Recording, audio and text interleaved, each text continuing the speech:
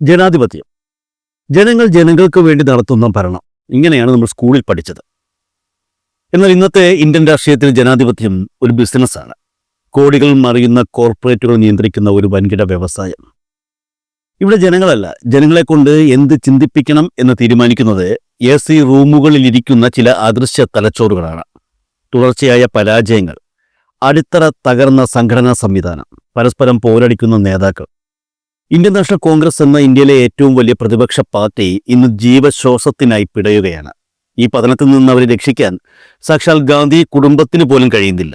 അവിടെയാണ് ഒരു രക്ഷകന്റെ അവതാരം ഇപ്പോൾ കാര്യങ്ങൾ ഏറ്റെടുത്തിരിക്കുന്നത്. പേര് സുനിൽ കനഗോലു. ആരാണ് ഈ മനുഷ്യൻ? എന്തുകൊണ്ടാണ് കോൺഗ്രസ് ഹൈക്കമാൻഡ് തങ്ങളുടെ പാർട്ടിയുടെ താക്കോൽ ഈ ഒരൊറ്റ മനുഷ്യന്റെ കയ്യിൽ ഏൽപ്പിച്ചിരിക്കുന്നത്? നമ്മൾ കരുതും ഇദ്ദേഹം കോൺഗ്രസിന്റെ വലിയൊരു ആശയവാദിയാണെന്ന്. എന്നാൽ സത്യം അതല്ല. സത്യം അറിയുമ്പോൾ നമുക്ക് തോന്നും ഇതെന്തൊരു വലിയ വിരോധാഭാസമാണ് എന്ന്. 2014 ഇന്ത്യ മുഴുവൻ നരേന്ദ്രമോദി എന്ന പേര് ഒരു തരംഗമായി മാറിയപ്പോൾ ആ തരംഗം സൃഷ്ടിച്ചെടുത്ത ഐപാക് എന്ന സംഘത്തിൽ പ്രശാന്ത് കിഷോറിനൊപ്പം ഉണ്ടായിരുന്ന പ്രധാന ബുദ്ധികേന്ദ്രമാണ് സുനിൽ കനഗോലു. അതെ, നരേന്ദ്രമോദിയുടെ കോട്ടിന്റെ അളവെടുത്ത അതേ മനുഷ്യനാണ് ഇന്ന് രാഹുൽ ഗാന്ധിയുടെ ടീഷർട്ടിന്റെ ബ്രാൻഡ് തീരുമാനിക്കുന്നത്. 2017 ഉത്തർപ്രദേശിൽ BJPയെ അധികാരത്തിലേറ്റാൻ കരുക്കൾ നീക്കിയത് ഇതേ കനഗോലുവാണ്. പിന്നീട് തമിഴ്നാട്ടിൽ DMKയ്ക്ക് വേണ്ടി ജോലി ചെയ്തു. ഇപ്പോൾ കോൺഗ്രസിന് വേണ്ടിയും. ചുരുക്കത്തിൽ കൃത്യമായ പ്രതിഫലം ലഭിച്ചാൽ ആർക്കു വേണ്ടിയും ഏത് വർഗീയ കക്ഷിക്കു വേണ്ടിയും തന്ത്രങ്ങൾ മെനയുന്ന ഒരു കോർപ്പറേറ്റ് കൂലി പടയാളിയാണ് കനഗോലു എന്ന് വേണമെങ്കിൽ പറയാം. ഇടതുപക്ഷത്തെ സംബന്ധിച്ചിടത്തോളം രാഷ്ട്രീയം എന്നത് ചോര കൊടുത്തു നേടിയെടുത്ത പ്രത്യയശാസ്ത്രമാണ്. എന്നാൽ കോൺഗ്രസിന് അതില്ല. സ്വന്തം പാർട്ടിയിൽ നിന്ന് ഒരു തന്ത്രജ്ഞനെ കണ്ടെത്താൻ കഴിയാതെ ഗതികെട്ട് പഴയ BJP ക്യാമ്പുകാരനെ തലയിലേറ്റേണ്ടി വരുന്ന അവസ്ഥ. ഇന്ത്യയിലെ മുതുമുത്തശ്ശി പാർട്ടിക്ക് ഇതിലും വലിയൊരു ഗതികേട് വരാനുണ്ടോ എന്ന ചോദ്യം ബാക്കി. കനഗോലുവിനെ കോൺഗ്രസുകാർ വാഴ്ത്താൻ കാരണം കർണാടകയും തെലങ്കാനയുമാണ്. അവിടെ കനഗോലു മാജിക് പ്രവർത്തിച്ചു എന്നാണ് അവരുടെ വാദം. പക്ഷെ എന്താണ് യഥാർത്ഥത്തിൽ അവിടെ സംഭവിച്ചത്? അതൊരു മാജിക് ആയിരുന്നോ? കർണാടകയിൽ ഭരണത്തിലിരുന്ന BJP സർക്കാർ ഇന്ത്യ കണ്ടതിൽ വച്ച് ഏറ്റവും വലിയ അഴിമതിക്കാരായിരുന്നു. 40% കമ്മീഷൻ സർക്കാർ എന്ന് ജനങ്ങൾ തന്നെ അവരെ വിളിച്ചു. അവിടെ ആര് നിന്നാലും BJP തോൽക്കുമായിരുന്നു. ആ ഭരണവിരുദ്ധ വികാരത്തെ പേ CM എന്ന ഒറ്റ ക്യാമ്പയിനിലൂടെ കനഗോലു എൻക്യാഷ് ചെയ്തു. അത്രമാത്രം. തെലങ്കാനയിലോ 10 വർഷത്തെ KCRന്റെ ഏകാധിപത്യവും കുടുംബവാഴ്ചയും ജനങ്ങളെ മടുപ്പിച്ചിരുന്നു. അവിടെയും ഭരണവിരുദ്ധ വികാരം ആളിക്കത്തിക്കാൻ കനഗോലുവിന്റെ PR ടീമിന് കഴിഞ്ഞു. ഇവിടെ ഒരു കാര്യം നമ്മൾ ശ്രദ്ധിക്കണം. കനഗോലുവിന്റെ പ്രധാന ആയുധം നെഗറ്റീവ് പൊളിറ്റിക്സ് ആണ്. എതിരാളികളുടെ വീഴ്ചകളെ പർവ്വതീകരിക്കുക, വ്യക്തിഹത്യ ചെയ്യുക. അതൊക്കെയായിരുന്നു തെലങ്കാനയിലും കർണാടകയിലും സംഭവിച്ചത്. ഒരു പോസിറ്റീവ് അജണ്ടയല്ല ഈ വിജയങ്ങൾക്ക് പിന്നിൽ ഉണ്ടായിരുന്നത് എന്നുള്ളതാണ് യാഥാർത്ഥ്യം. പക്ഷേ അതാണ് ഏറ്റവും വലിയ ട്വിസ്റ്റ്. ഈ തന്ത്രങ്ങളുമായി കനഗോലു ഇപ്പോൾ വണ്ടി കയറിയിരിക്കുന്നത് കേരളത്തിലേക്കാണ്. 2026 നിയമസഭാ തെരഞ്ഞെടുപ്പാണ് ലക്ഷ്യം. സുനിൽ കനഗോലു മനസ്സിലാകാത്ത ഒരു വലിയ യാഥാർത്ഥ്യമുണ്ട്. ഇത് കേരളമാണ്. വിവേകാനന്ദനം ഭ്രാന്താലയം എന്ന് വിളിച്ച നാടിനെ പോരാട്ടങ്ങളിലൂടെ പ്രബുദ്ധ കേരളമാക്കി മാറ്റിയ കമ്മ്യൂണിസ്റ്റ് പ്രസ്ഥാനങ്ങളുടെ മണ്ണ്. ഇവിടെ ജനങ്ങൾ രാവിലെ എഴുന്നേറ്റ് പത്രം വായിക്കുന്നവരാണ്. ലോകത്തെവിടെ എന്ത് സംഭവിച്ചാലും അതിനെക്കുറിച്ച് രാഷ്ട്രീയ ബോധത്തോടെ സംസാരിക്കുന്നവരാണ്. കനഗോലുവിന്റെ ഫാക്ടറിയിൽ ഉണ്ടാക്കുന്ന ഇൻസ്റ്റാഗ്രാം റീലുകളും ഫേസ്ബുക്ക് പോസ്റ്ററുകളും കണ്ട് വോട്ട് ചെയ്യാൻ പോകുന്നവരല്ല കേരളത്തിലെ വോട്ടർമാർ.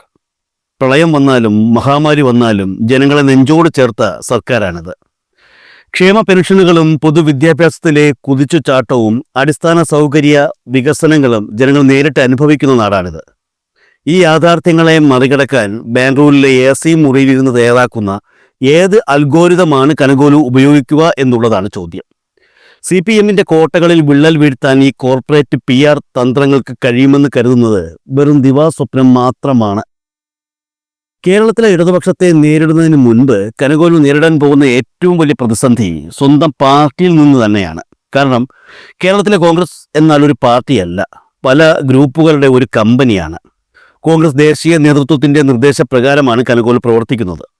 കേരളത്തിലെ ഇടതുപക്ഷത്തെ നേരിടുന്നതിന് മുൻപ് കനഗോലു നേരിട്ടത് സ്വന്തം പാർട്ടിയിൽ നിന്നുള്ള വലിയൊരു പ്രതിസന്ധിയാണ്. കനഗോലുവിന്റെ ആദ്യത്തെ തൃട്ടൂരം എന്തായിരുന്നു? സ്ഥാനാർത്ഥികളെ ഞാൻ തീരുമാനിക്കും, സർവേ റിപ്പോർട്ട് പ്രകാരം വിജയസാധ്യത ഉള്ളവർക്ക് മാത്രമേ ടിക്കറ്റ് നൽകൂ. എന്നുള്ളതായിരുന്നു അത്. ഒന്ന് ചിന്തിച്ചു നോക്കൂ, ഗ്രൂപ്പ് നോക്കി വീതം വെച്ച് സീറ്റുകൾ പങ്കിട്ടെടുക്കുന്ന കേരളത്തിലെ AI ഗ്രൂപ്പ് മാനേജർമാർ ഇത് വകവച്ചു കൊടുക്കുമോ? തന്റെ അനുയായികൾക്ക് സീറ്റ് നൽകിയില്ലെങ്കിൽ KPCC പ്രസിഡന്റും പ്രതിപക്ഷ നേതാവും ഈ കോർപ്പറേറ്റ് മാനേജർക്ക് മുന്നിൽ മുട്ടുമടങ്ങുമോ? ഒരിക്കലുമില്ല. കേരളത്തിലെ കോൺഗ്രസ് നേതൃത്വം കനഗോലുവിന്റെ ഈ നിർദ്ദേശം മുഖവിലക്കെടുത്തോ? ഇല്ല. സ്ഥാനാർത്ഥി നിർണയത്തിൽ ഗ്രൂപ്പ് അടിസ്ഥാനത്തിലുള്ള വീതം വെപ്പ് തന്നെ തുടരുമെന്ന് കേരളത്തിലെ നേതൃത്വം കനഗോലുവിനെ അറിയിച്ചു കഴിഞ്ഞു. I ഗ്രൂപ്പിനും A ഗ്രൂപ്പിനും KC ഗ്രൂപ്പിനുമെല്ലാം തങ്ങളുടെ ആളുകളെ തിരികെ കയറ്റണം. ഇതോടെ കനഗോലുവിന്റെ സർവേ റിപ്പോർട്ടുകൾ അപ്രസക്തമായി. വിവരങ്ങൾ സൂചിപ്പിക്കുന്നത് തന്റെ നിർദ്ദേശങ്ങൾ കേരള നേതൃത്വം തള്ളിയതിലുള്ള കടുത്ത അതൃപ്തി കനഗോലു ഡൽഹിയിലെ ദേശീയ നേതൃത്വത്തെ അറിയിച്ചു കഴിഞ്ഞു എന്നാണ്. തുടക്കത്തിൽ തന്നെ കനഗോലുവിന് അടിതെറ്റിയിരിക്കുന്നു. തിരഞ്ഞെടുപ്പ് അടുക്കുമ്പോൾ ഇന്ദിരാഭവനിൽ നിന്ന് നടക്കാൻ പോകുന്നത് സമാനതകളില്ലാത്ത ഒരു ചോരക്കളിയായിരിക്കും എന്നുള്ളത് ഉറപ്പാണ്. കനഗോലുവിന്റെ സർവേ റിപ്പോർട്ടുകൾ ഗ്രൂപ്പ് മാനേജർമാർ വലിച്ചു കീറി ചവറ്റുകുട്ടയിൽ എറിയുന്ന കാഴ്ച നമ്മൾ കാണാൻ പോകുന്നതേ ഉള്ളൂ. ഇനിയാണ് ഏറ്റവും വലിയ തിരിച്ചടി. പ്രതിപക്ഷ നേതാവ് VD സതീശന്റെ നേതൃത്വത്തിൽ UDF മെനയുന്ന രാഷ്ട്രീയ തന്ത്രങ്ങളും ആരോപണങ്ങളും ജനങ്ങളിലേക്ക് എത്തിക്കാനായിരുന്നു കനഗോലുവിന്റെ പ്ലാൻ. എന്നാൽ ഇവിടെയാണ് കനഗോലുവിന് പിഴച്ചത്. പ്രതിപക്ഷം ഉയർത്തുന്ന ഓരോ ആരോപണങ്ങളെയും അവ സൃഷ്ടിക്കാൻ ശ്രമിക്കുന്ന നരേറ്റീവുകളെയും കൃത്യമായ വിവരങ്ങളും കണക്കുകളും നിരത്തിക്കൊണ്ട് സോഷ്യൽ മീഡിയയിൽ നേരിടാൻ ഇടതുപക്ഷത്തിന്റെ സൈബർ പോരാളികൾക്ക് നിഷ്പ്രയാസം സാധിക്കുന്നു. പ്രതിപക്ഷ നേതാവ് പറയുന്ന വലിയ നുണകൾ അപ്പോൾ തന്നെ സമൂഹ മാധ്യമങ്ങളിൽ തുറന്നു കാട്ടപ്പെടുന്നു. ഈ സൈബർ പ്രതിരോധം കനഗോലുവിനെ ശരിക്കും ഞെട്ടിച്ചിട്ടുണ്ട്. മറ്റ് സംസ്ഥാനങ്ങളിൽ താൻ പ്രയോഗിച്ച നെഗറ്റീവ് പൊളിറ്റിക്സ് കേരളത്തിൽ വിലപ്പോകില്ലെന്നും മറിച്ച് അത് UDFന് തന്നെ ദോഷമായി മാറുമെന്നും അദ്ദേഹം നേതൃത്വത്തിന് മുന്നറിയിപ്പ് നൽകി കഴിഞ്ഞു. കനഗോലു ഇപ്പോൾ ഒരു വലിയ സത്യം തിരിച്ചറിഞ്ഞിരിക്കുകയാണ്. കേരളം മറ്റു സംസ്ഥാനങ്ങളെ പോലെയല്ല. ഇവിടുത്തെ വോട്ടർമാരിൽ കള്ളം അടിച്ചേൽപ്പിക്കുക എന്നുള്ളത് എളുപ്പമുള്ള കാര്യമല്ല.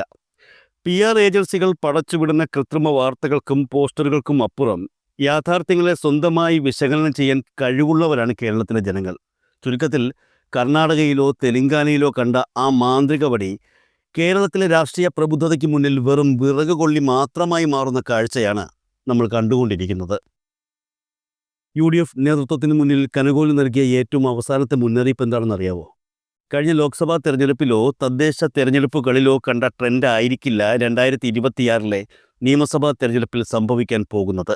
അതെ, ദേശീയ രാഷ്ട്രീയത്തെ അടിസ്ഥാനമാക്കി വോട്ട് ചെയ്യേണ്ടി വരുന്ന ലോക്സഭാ തെരഞ്ഞെടുപ്പിലെ വിജയം കണ്ട് നിയമസഭയിലും വിജയിക്കാമെന്ന കോൺഗ്രസിന്റെ അമിത ആത്മവിശ്വാസത്തിനേറ്റ കനത്ത പ്രഹരമാണ് കനഗോലുവിൻ്റെ ഈ വാക്കുകൾ. ഇനിയാണ് പ്രധാന കാര്യം. ഈ PR ഏജൻസികൾ കോൺഗ്രസിൽ നിന്ന് വാങ്ങുന്ന പ്രതിഫലം എത്രയാണെന്നറിയാമോ? 10-20 അല്ല, 100 കണക്കിന് കോടികളാണ്. സ്വന്തം വാർഡിൽ പാർട്ടിയുടെ കൊടിതോരണം കെട്ടാൻ പോക്കറ്റിൽ നിന്ന് പണമെടുക്കുന്ന, വെയിൽ കൊണ്ട് പോസ്റ്റ് ഒട്ടിക്കുന്ന സാധുക്കളായ കോൺഗ്രസ് പ്രവർത്തകർ ഒരു വശത്ത്, മറുവശത്ത് അവർക്ക് കിട്ടേണ്ട ഫണ്ട് മുഴുവൻ ഊറ്റിയെടുക്കുന്ന കോർപ്പറേറ്റ് ഏജൻസികളും. അവിടെയാണ് കോൺഗ്രസും CPMും തമ്മിലുള്ള വ്യത്യാസം. CPMന് കോർപ്പറേറ്റുകളുടെ ഈ ഫണ്ടിങ് ആവശ്യമില്ല. കാരണം പാവപ്പെട്ടവൻ്റെയും അധ്വാനിക്കുന്നവൻ്റെയും പോക്കറ്റിൽ നിന്ന് അവർ നൽകുന്ന 10 രൂപയാണ് പാർട്ടിയുടെ കരുത്ത്, പാർട്ടിയുടെ മൂലധനം. ജനങ്ങളിൽ നിന്ന് അകന്നു കഴിയുന്ന നേതാക്കൾക്ക് ജനങ്ങളിലേക്ക് എത്താൻ PR ഏജൻസികൾ എന്ന ഇടനിലക്കാർ വേണ്ടി വരുന്നു. എന്നാൽ നാടിനെ അറിയുന്ന കമ്മ്യൂണിസ്റ്റുകൾക്ക് ജനങ്ങളോട് സംസാരിക്കാൻ ഇടനിലക്കാർ ആവശ്യമില്ല എന്നുള്ളതാണ് കേരളത്തിലെ സാഹചര്യം. 2026 കേരളം ഒരു വലിയ രാഷ്ട്രീയ പോരാട്ടത്തിന് സാക്ഷ്യം വഹിക്കാൻ പോവുകയാണ്. ഇത് വെറുമൊരു തെരഞ്ഞെടുപ്പല്ല. കോർപ്പറേറ്റ് മുതലാളിമാരുടെ പിഴയ്ക്കാത്ത അൽഗോരിതങ്ങളും കേരളത്തിലെ സാധാരണക്കാരുടെ ഇച്ഛാശക്തിയും തമ്മിലുള്ള നേർക്കുനേർ പോരാട്ടം. വാടകയ്ക്കെടുത്ത തലച്ചോറുകൾക്ക് കേരളത്തിൻ്റെ ഹൃദയമിടിപ്പ് വായിക്കാൻ കഴിയില്ല. കനഗോലുവല്ല, ലോകത്തെ ഏത് വമ്പൻ PR ഏജൻസി വന്നാലും സംഘടനാശേഷിയില്ലാത്ത, നയമില്ലാത്ത, തകർന്നളിഞ്ഞ കോൺഗ്രസിനെ കേരളത്തിൽ രക്ഷിക്കാനാകുമോ എന്ന് കണ്ടു തന്നെ അറിയണം.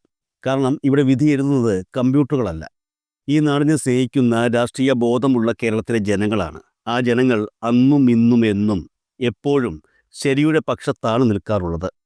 അതെന്തായാലും കോൺഗ്രസ് പക്ഷമാകില്ല എന്ന് ഉറപ്പാണ്.